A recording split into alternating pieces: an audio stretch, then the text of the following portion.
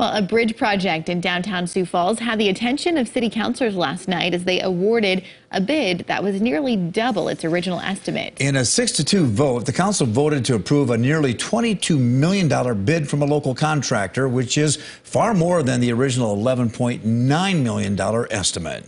On the night beat, KELOLAND's Carter Schmidt spoke with city council members and the director of public works about the quick decision and the project, along with what's next. Good evening, Carter. Good evening, Don and Bridget. There was a lot of discussion about the 6th Street Bridge project at the City Council meeting last night that was ultimately approved. However, some councilors were not happy they had to vote on it so soon after only hearing about it this past Friday. But now the project will move forward, and you could start seeing some changes in the area as early as next month. The 6th Street Bridge downtown is in need of replacing, but the cost is coming in far higher than the city would have hoped.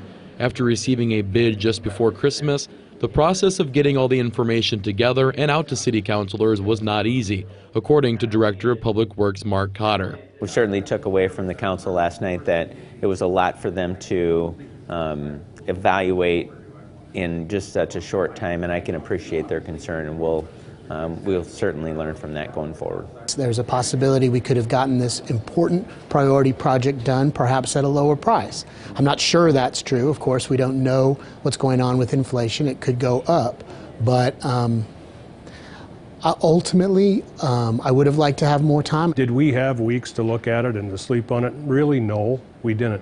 But a lot of decisions we make as city councilors, we're never going to have all the details of the situation, so you have to go with your instinct. Regardless of the cost, work will get done to the bridge and adjacent road. Actually, the last report said, don't put any more money into preserving this, program it for replacement. So that's where we're at.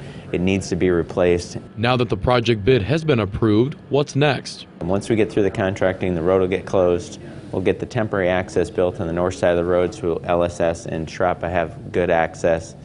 The causeway with culverts in the river will get placed, and then the bridge will come out. Other work will include a large bore through quartzsite underneath railroad tracks for utilities.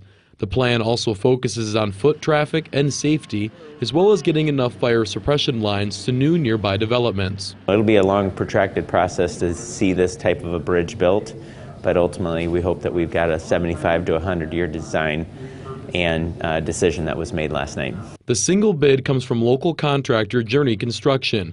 Journey is also building Sharapa 2 just off of 6th Street, so Cotter says the coordination between the projects should be seamless. We're at the mercy of contractor availability, capacity, and expertise. We're fortunate that we got one bid with this type of a project. I also reached out to Sharapa Place developer Pendar Properties, and they provided the following statement saying, in part, quote, "We can't thank our city leaders and council enough for their continued efforts to support development of our downtown core. We understand ultimately that there are many hurdles to jump when building and rebuilding infrastructure." You can see more of our coverage and details about the project attached to this story on KELOLAND.com.